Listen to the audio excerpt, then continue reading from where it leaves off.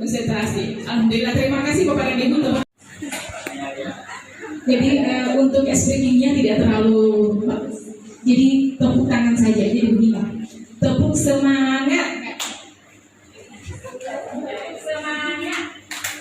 Tepuk semangat.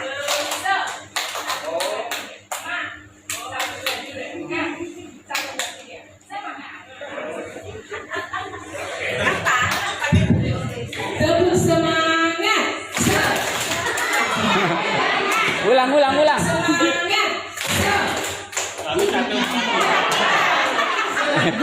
Tepuk semangat. Semangat.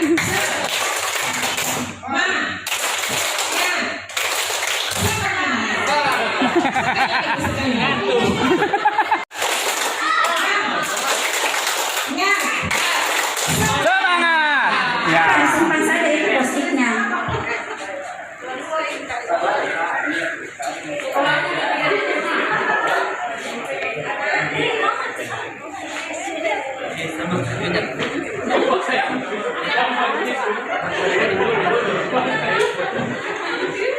Jadi, kan tidak diingat-ingat waktu SMA dulu pelajaran Itu sekarang tidak. Oh, itu tanya tadi ke saya SMA, SMP. ya terserah mau SD yang jelas waktu sekolah. Pak Samsudin ini dia suka bahasa Inggris. Mulai dengan diri kita. Video ini? Nah. Dulu saya senang, sekarang apa lagi?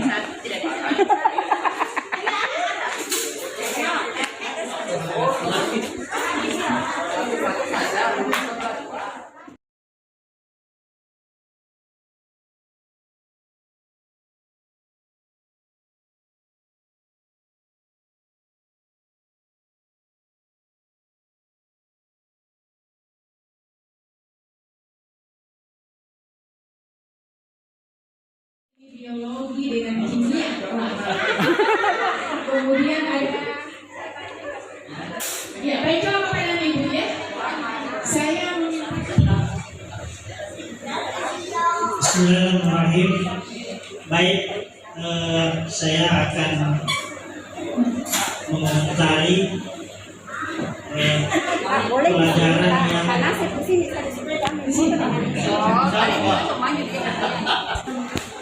saya akan memberikan komentar terhadap pelajaran yang saya senangi. Rupanya mengharap kemarin, Pak. Yang pertama, kenapa saya senangi sejarah? Karena memuat beberapa akhlak yang bisa ditiru. Ya, Jadi sejarah itu ada dua, bisa ditiru dan tidak bisa ditiru. Seperti apa itu kisah-kisah, cerita-cerita, khususnya kisah-kisah para sahabat. ya. Ada kisah sahabat yang rela mengorbankan waktunya, dia punya finansial demi saudaranya, padahal dia butuh juga, sehingga sampai-sampai Allah Subhanahu wa Ta'ala memberikan penghargaan. Dan ada juga kisah-kisah yang yang tidak bisa dicontoh, seperti kisahnya Firaun, Qarun dan sebagainya itu. Tetapi takdir telah menentukan saya bukan itu yang saya. Sekitar 89 sampai 92 saya lulus. Pada dasarnya ketika saya masuk sekolah sampai saya lulus itu, setiap tahunnya mata pelajaran yang paling saya sukai itu adalah biologi, karena cara mengajar beliau bagus. Cuma ada satu kekurangannya, biologi waktu itu bukan berarti mata pelajarannya yang kurang, tetapi gurunya malas masuk. Itu kakak saya, Pak Usama Labang, ya. Iya, kemudian juga ada biasakan dengan praktikum itu bikin semangat kita belajar. Dan yang paling saya tidak sukai adalah fisika. Saya tidak suka menghafal rumus-rumus, bingung. Assalamualaikum warahmatullahi wabarakatuh. Merespon permintaan narasumber. Saya di SMA itu jurusan IPS, tapi saya dibekali ilmu geografi dari SMP. Saya mempunyai guru level nasional, Dr. Anwar Loni, sekarang ini almarhum. Beliau setiap mengajar, kami tertarik karena satu-satunya guru di antara semua guru yang memberikan pembelajaran itu melalui simulasi. Kartu-kartu dicetak sehingga kemudian modul disiapkan, walaupun setebal kira-kira hampir 200 halaman modulnya dalam satu semester. Kami itu niat membaca banyak karena berlomba menghafal isi modul supaya dapat bonus di antara permainan-permainan simulasi dibuat dalam satu meja. Dan itu belum saya temukan sekarang ini di antara guru-guru yang maju katanya membuat simulasi demikian khusus mata pelajaran ini. Mohon maaf ya. Oleh sebab itu nanti mungkin bisa di-sharing di nasional bagaimana itu bentuk permainan. Itu tahun 80 Pak. 84, 85, 86 karena 86 saya tamat SMA. Dikemas dalam bentuk simulasi dalam setiap permainan dan itu ada penalnya. Jadi setiap dari awal pembelajaran kita itu mengikuti semacam kompetisi. Nanti yang tidak bisa menjawab atau kurang poinnya itu diberikan treatment tersendiri di bagian yang lain. Ini memang pelajaran ini dulu sampai sekarang saya dalam kapasitas yang lemah. Saya menyadari kemampuan diri saya, sebetulnya itu cara belajar saya adalah analisis praktis. Sebetulnya saya ini jiwa saya orang IPA sih. Sehingga di dalam pemilihan jurusan, karena memang saya menyukai sebetulnya pelajaran hitungan, pendekatannya IPS yang banyak hitungan apa? Oh, akuntansi, ya terus ambil ke sana. Gitu. Sehingga dan itu adalah sekaligus merupakan sesuatu kadang itu menjadi timbal balik yang baik.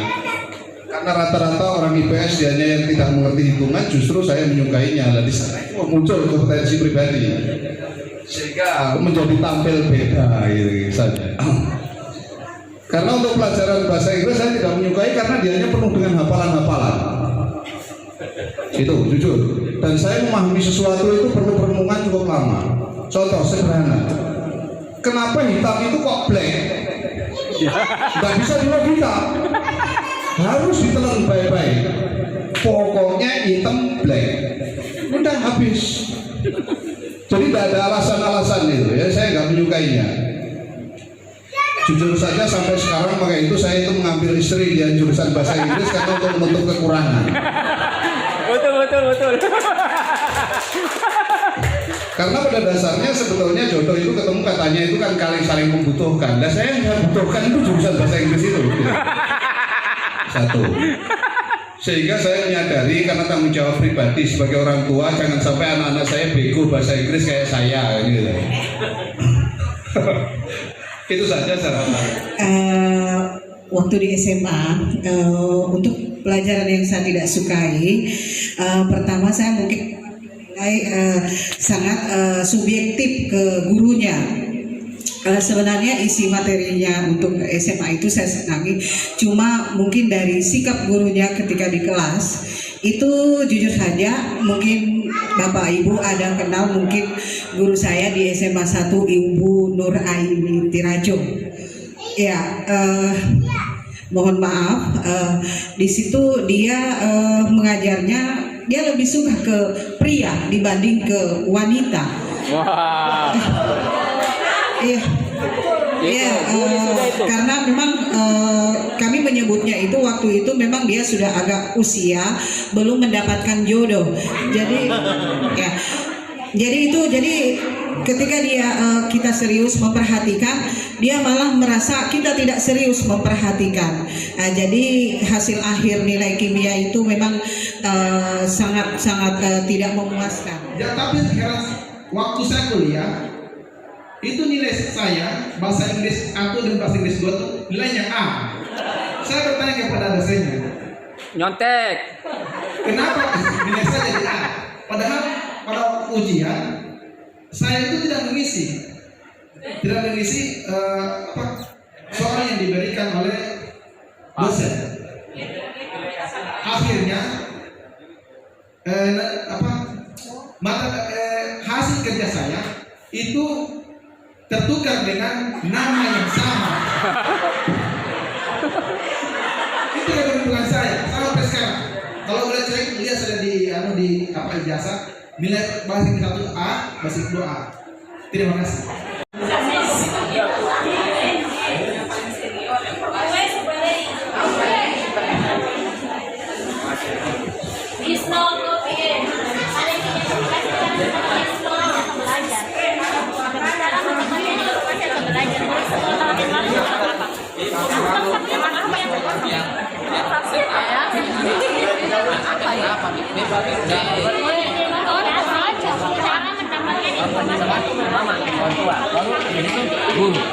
Bisa begitu kan? Mulai dekat ke orang tua, ke teman duluan. Biasanya kan begitu. Kalau apa curhat kan? Gimana burung marah?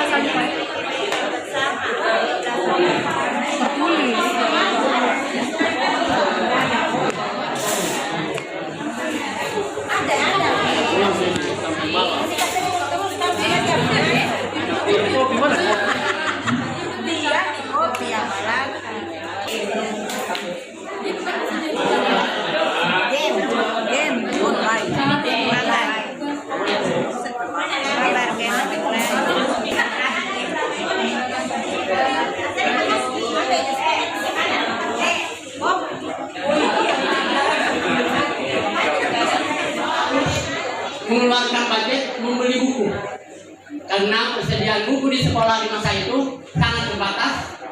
Kemudian percetakan juga tidak masif seperti sekarang. Yang kedua, jika ada hal tugas informasi yang penting yang ditugaskan oleh guru, maka biasanya di-sharing dengan nonton TV, kemudian mendengarkan radio. Paling mantap kalau ada kelebihan membaca majalah atau koran.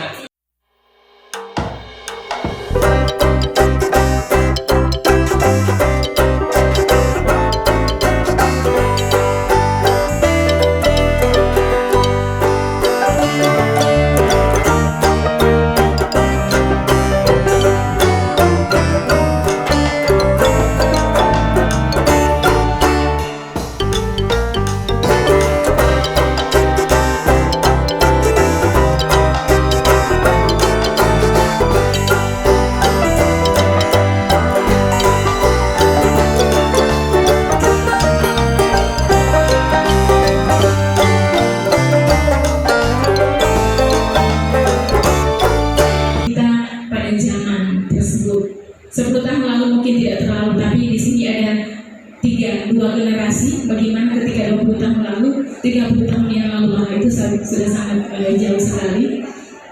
Nah, jadi untuk pertanyaan selanjutnya, keterampilan dan kompetensi apa yang dibutuhkan oleh murid kita untuk berkontribusi dalam lingkup lokal, nasional, global dengan perubahan yang terjadi yang sudah dipaparkan tadi itu. Kemudian yang kedua, kurikulum seperti apa yang semestinya yang akan kita gunakan. Nah, kita masuk sekarang ke paradigma kurikulum merdeka. Mudah-mudahan kurikulum ini kita berharap bisa menjawab dari semua keresahan-keresahan yang kita alami. Alasan perubahan kurikulum kan sudah tahu Bapak dan Ibu ya. Kita harus sesuaikan dengan zaman, juga sesuai dengan itu hadis ya Pak Ustaz ya. Didiklah anakmu pada yang sesuai dengan zamannya. Hadis ya, hadis sahih atau tidak? Supaya lebih jelas bagi kita semua. Hadis sahih Pak? Tidak ya? Ya, tapi setidaknya kata-kata bijak lah kalaupun bukan hadis. Ada pertanyaan seperti ini. Kemudian kurikulum bersifat dinamis dan terus dikembangkan atau diadaptasi sesuai dengan konteks dan karakteristik murid. Jadi karakteristik murid kita kan, tadi juga Bapak dan Ibu sudah mengalami langsung bagaimana karakteristik kita. Berarti siswa juga seperti itu.